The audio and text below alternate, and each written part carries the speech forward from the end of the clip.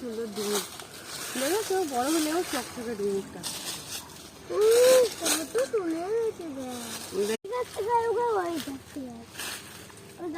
একদম দেশি দেশি ডুমুর, কোনো কোনো ওষুধ কোনো কিছু। এগুলো কেটে নিচ্ছি ভালোভাবে।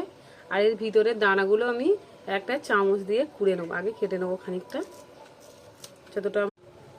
হাতে তেল লাগিয়ে নিয়েছি, ডুমুরের আটা আছে, আটাগুলো চিটপিট করছে, আর একটা চামচ নিয়ে নিয়েছি। আর এইভাবে আর পটলের ভিতরে যে দানা, এগুলো আমি বার করে নেবো চামচের এই মাথা দিয়ে, সরু দিক দিয়ে। দু মাথা কাটা হয়ে গেছে পটল, আর এই দিক দিয়ে পুরো দেখো ফাঁকা করে নিয়েছি, পুরো পরিষ্কার করে নিয়েছি আমি। পটলগুলো সব কুড়ে আর আমি ভালো করে ধুয়ে নিয়েছি, পরিষ্কার করে নিয়েছি। এবার রেখে দেবো।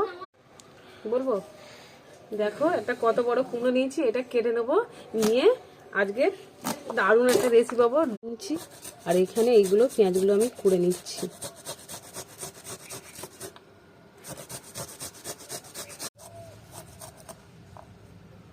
আদাগুলো করে নেবো, এই রসুনগুলো করে নিচ্ছি। আদাগুলো করে নেওয়া হয়ে গেছে আমার। এবার এই কুমড়োটা করে নেবো।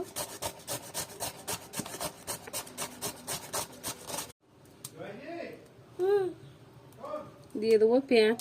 পেঁয়াজ আমার করা ছিল, পেঁয়াজটা দিয়ে দিচ্ছি। আর কুমড়োটা কি সুন্দর দেখো লাগছে, কুড়ে রেখে দিয়েছি। এগুলো সব কষিয়ে নেবো। পেঁয়াজ দিয়ে দিচ্ছি হলুদ গুঁড়ো,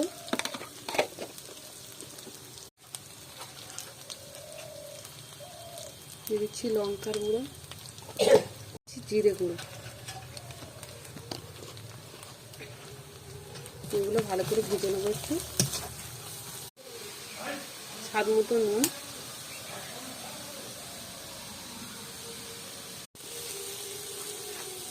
কুমড়োর ফুলগুলো আমার কুমড়োর এগুলো কষানো হয়ে গেছে ভালো করে সবজি। এবার আমি একটা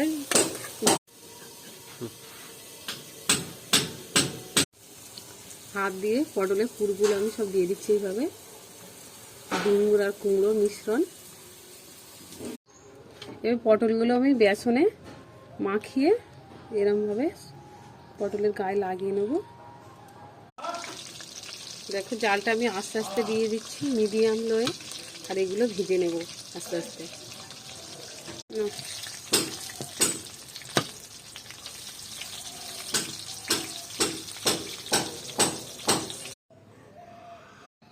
দেখো পটলের আমি চপ বানিয়েছি পুর দিয়ে, আর কি অসাধারণ লাগছে।